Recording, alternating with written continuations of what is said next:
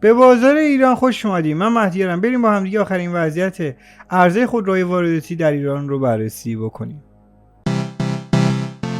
به تازگی واردات خودرو دوباره شروع شد، اما نه با آرامش. با یه سری خبر و تصمیم متقابل به تازگی واردات خودرو دوباره شروع شد، اما نه با آرامش. با یه سری خبر و تصمیم متناقض که بازار رو به هم ریخت.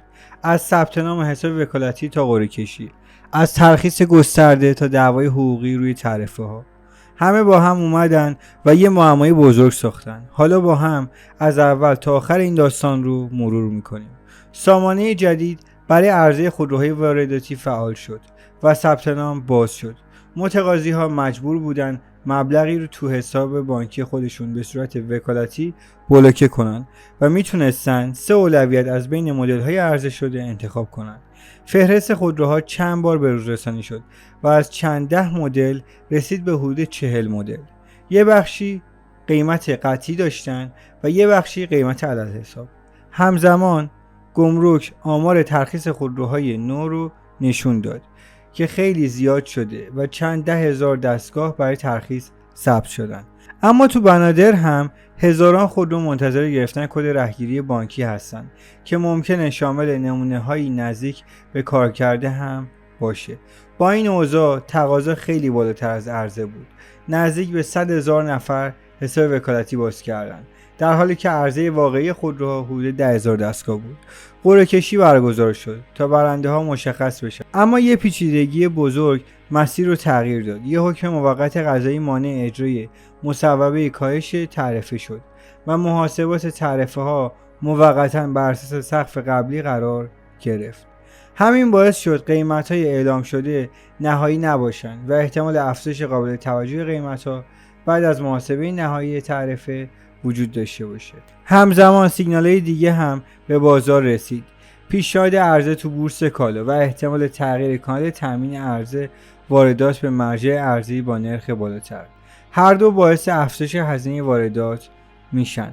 وزیر صمت هم وارد عمل شد و خواست رویه‌ها یکسان بشن و به خودروهایی که با ارز یا سپرده ارزی قبلی ثبت سفارش شدن رسیدگی بشه.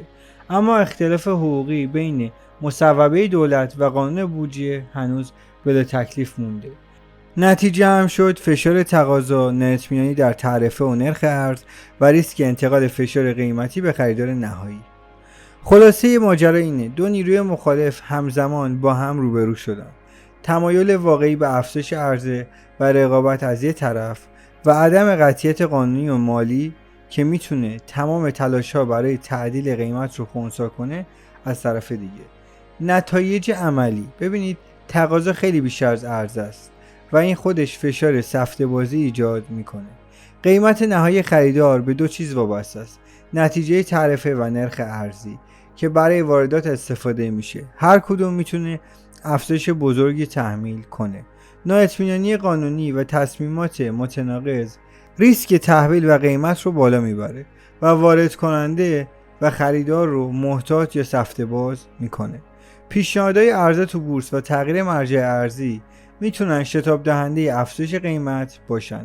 در نهایت اگه قیمت ها بالا بره، طبقه متوسط از دسترسی به خودروهای وارداتی حذف میشه و انحصار داخلی تقویت میشه، درست برعکس هدف ایجاد رقابت. 3 سناریو وجود داره. سناریو خوب: هماهنگی رخ بده و رویه ها و تعرفه ها هماهنگ بشن، نرخ ارز منطقی بمونه و ترخیص ادامه پیدا کنه، قیمت ها تثبیت میشن و مصرف کننده هم کمی نفع میبره. سناریوی معمولی: رفع تناقض، بخشی از مسائل حل بشه اما نرخ ارز یا بعضی تعرفه ها بالا بمونه.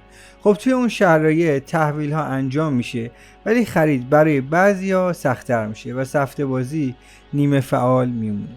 و تو سناریوی بعدی که من پیش بینی میکنم، برگشت هزینه هاست.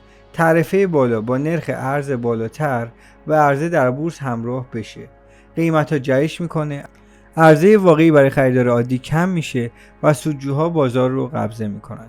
این پنجره واردات امیدی به تغییر خلق کرد، اما تا وقتی تعرفه ها، سیاست ارزی و تضمین تحویل شفاف و ثابت نشن، اون امید ممکنه به افزایش قیمت و به نفع واسطه ها تبدیل بشه، نه به نفع مردم. من همه تحرکات تعرفه، آمار گمرک و سیگنال های بازار رو دنبال میکنم و هر بار یه روایت روشن براتون میارم. تا اینجا ویدیو رو دیدی حتما ویدیو رو لایکش کن، حتما بازار ایران رو سابسکرایب کن، هر چیزی دوست داری توی کامنت برام بنویس. اگر نظری داری، اگر تحلیلی داری، اگر هم نیاز به هر مشاوره رایگانی در زمینه بازارهای داخلی و بازارهای جهانی داشتی، با تلگرام شخصی خودم پیام بده تا خودم مثلا شخصا جواب پیامت رو بدم و راهنماییت بکنم و یه مشاوره کاملا رایگان در اختیارت قرار بدم. اگر دوست داشته باشی برات مدیریت دارایی انجام میدم، حتی سبدچینی بورسی، سبدچینی کریپتویی هم برات انجام میدیم.